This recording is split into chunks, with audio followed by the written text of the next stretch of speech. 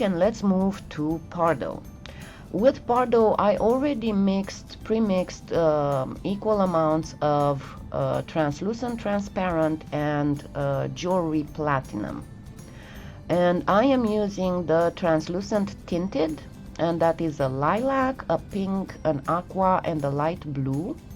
And then also some jewelry gold. Use the size of a big garbanzo bean for the tinted translucents and the size of a small pea for the gold. I will not add any kind of mica powder to the Pardo because Pardo has a very fine and very delicate mica particle component. And I do the exact same thing as I did with Primo. And this is the second way of doing it. You can just tear up the pieces all at once and then just assemble them. I just wanted to show you both ways of doing it. And you do the same as you did with Primo. Now remember one thing, with Pardo you will not be able to see any kind of translucencies because Pardo translucent is opaque until it is baked and cooled. When you take out of the oven the Pardo translucent and it's hot, it will be milky opaque. It doesn't become transparent until it cools off. That is why dunking it in ice water makes it an even more striking translucency. Again, pay careful attention to how many times I fold this. So I got my primary sheet, and yes, as I said, it is ragged, it's fine. Get through the pasta machine with it on the thinnest setting, and then fold it once, and go again through the pasta machine on the thinnest setting. And then do the same type of folding that you did, that I did with the Primo. Exactly like if it were a piece of silk fabric. And then I will treat it exactly the same. Press the edges to eliminate any air pockets. And one more time, pay careful attention on how many times I flatten and I stack. This is very important to get the proper effects because you want to have that a light color, the pearlescence of the oyster shell. And you notice that the Pardo doesn't look as strongly and vividly colored because of the way the clay is. It does not allow you to see anything inside. So flattening, stacking, and then flattening and stacking again. And press really hard on all sides of your stack until you get a nice cube. As I said, to eliminate any kind of air pockets that you might have trapped in there.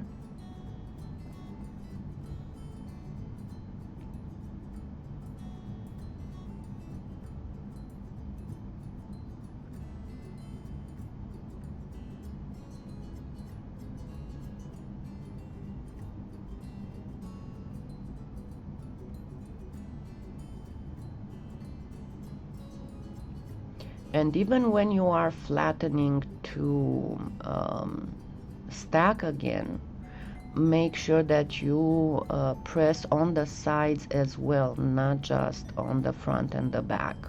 And remember to turn it upside down so you get both the layers on the top and on the bottom equally flattened. Now we are going to stack one more time.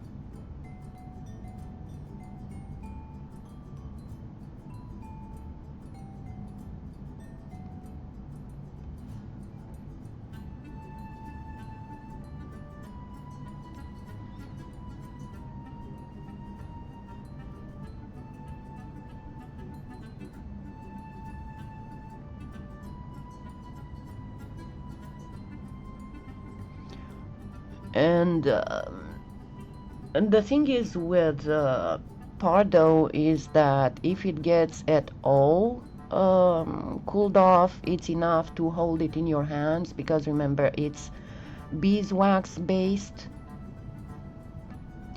And to give you a little tip, if you want to condition Pardo faster, take your heat gun and heat up a little bit the rollers on your pasta machine, not too hot so to bake it. Heat it up enough that you can still hold your hand on the rollers. They will keep the heat for a while, and that will make you be able to condition Pardo much faster. And the other thing that you have to remember with Pardo, you slice it on the thinnest setting and you condition it on the thinnest setting first. And we are ready to do the cabochons with Pardo as well. This is how it looks like when it's ready to go in the mold. And I do the exact same thing. I cram it a little bit to be in the shape. Now, because Pardo is a little bit firmer, I'm going to use the tip of my roller to press and make sure that it's in there for good. And then I am slicing off the excess. And I do the same thing, a bigger cabochon and two smaller ones. I'm using this mold. As I said, you can use whatever shape you want. And you see with the Pardo, you do not really see much of transparency and much of anything. It looks like it's some white of some sort. And now, are you ready? This is with the real life colors. And this is the Primo. As you can see, it got a very nice pearlescence. You can still see the bigger mica particles inside, but overall it looks pretty good as an oyster shell, a mother of pearl imitation. And let's see the last cabochon. And you see even the front and the back. I'm going to use the free cabochons. Ready for Pardo? And there you go. It looks perfect. You can see that it's a light color pretty much, not a pigment color. And even from very, very close up, you cannot, oops, I dropped it. You cannot really tell it is not a real mother of pearl. And this is the biggest difference that I was telling you about between Pardo and the other polymer clays. Whenever it comes to translucency, transparency effects, Pardo is absolutely unbeatable. You cannot do with other clays what you can do with Pardo. And let's see the last cabochon with Pardo. See all those beautiful pearlescent layers upon layers upon layers. So here you go, your faux mother of pearl. And we'll do the project next.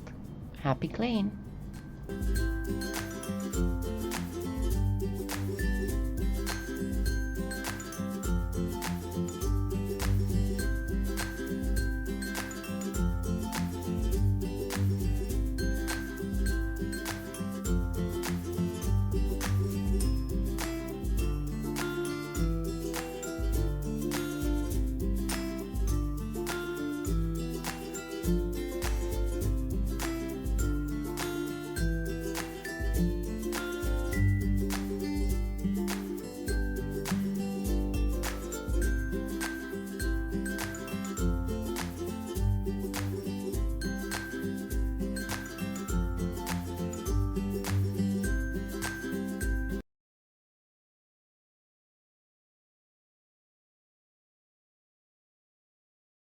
Absolutely awesome about extreme sheen that you can buff it once you bake it and it gets set in the clay. You can buff it.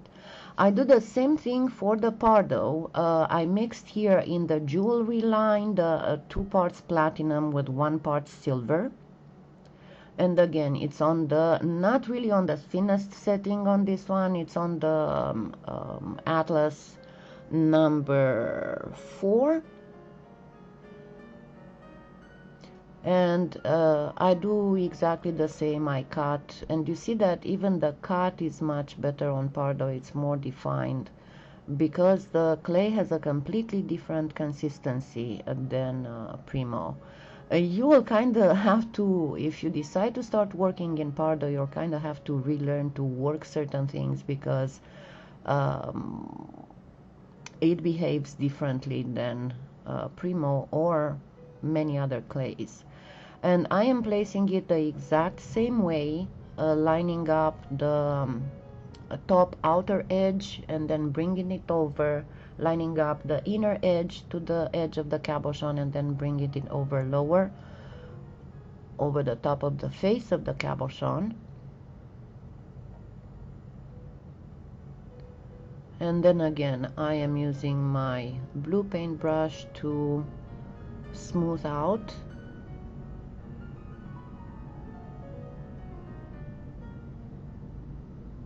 and refine all the edges.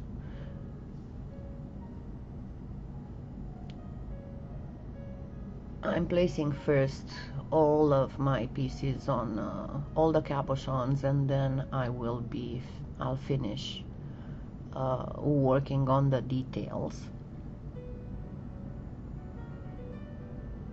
And once again, careful when you place them on the earrings, because you want to place them symmetrically, not identically. That is very, very important.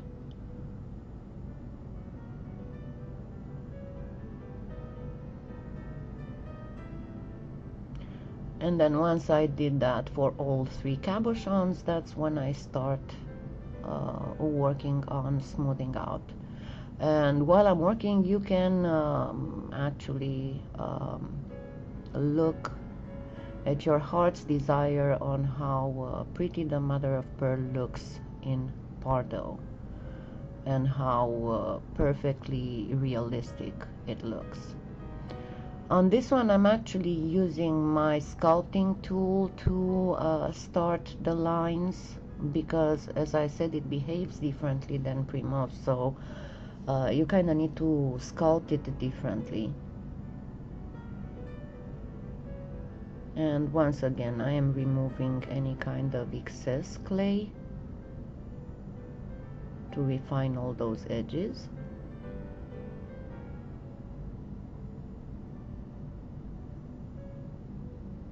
And then using my needle tool to emphasize those lines that separate the so-called feathers of the wing.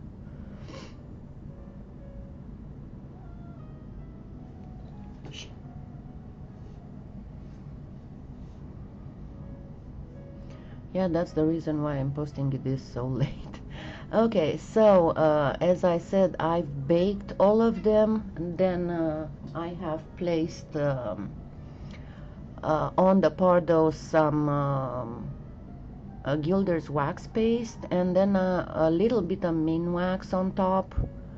And don't forget to buff before applying the metallic enhancer. And I only applied just a pinch on the very top layer. Then I am drilling holes in the top. For the pendant cabochon, I'm going to use some silver-plated pinch bails. And I already did that on Primo, so I'm only showing you how to do it on the Pardo set, because it looks so pretty that I'm going to actually, on the Pardo, I'm going to use silver findings. So open up the pinch bail very carefully, done not abruptly, because it can break. And then fix it with those little teeth in the holes you have drilled.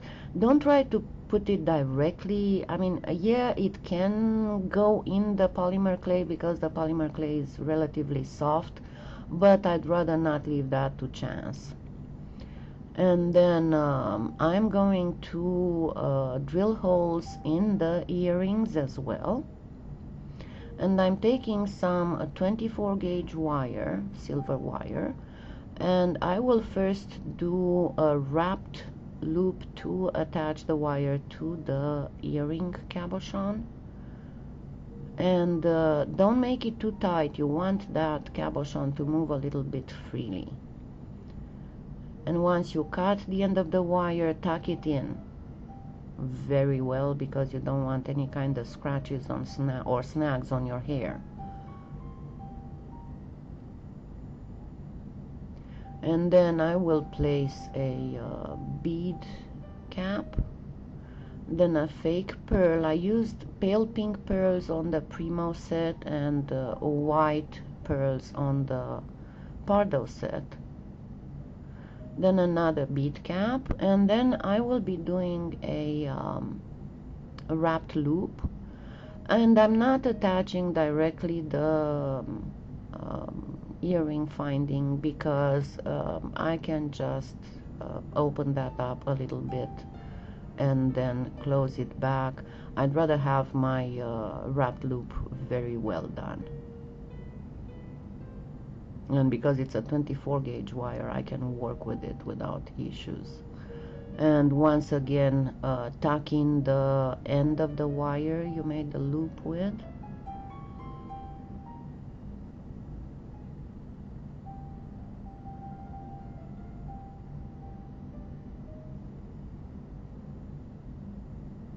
And you note how the setting of the Pardo looks exactly like sterling silver, because it buffs so beautifully, and then with just a very faint enhancement of Gilder's wax paste, it looks exactly like, it practically looks like metal PVC clay.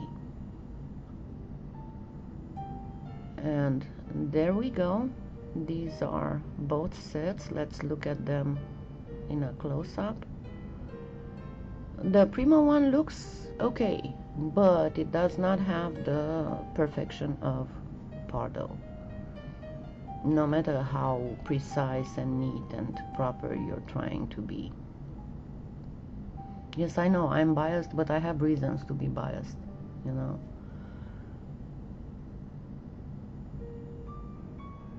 And now the Pardo set, you can see there's a huge, there's a huge difference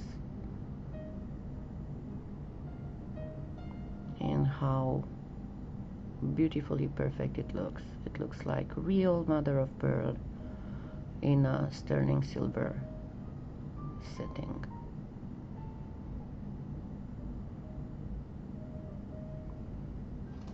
So let's take a look at the sets together with all the pieces together.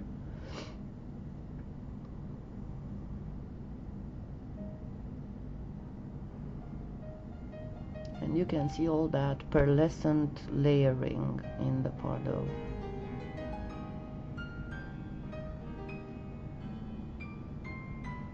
And then I will show you a photo with the sets with the silver chains.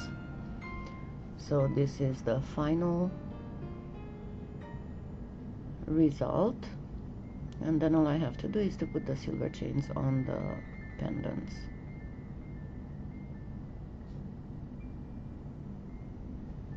And there you go. This is how they look. Happy claying.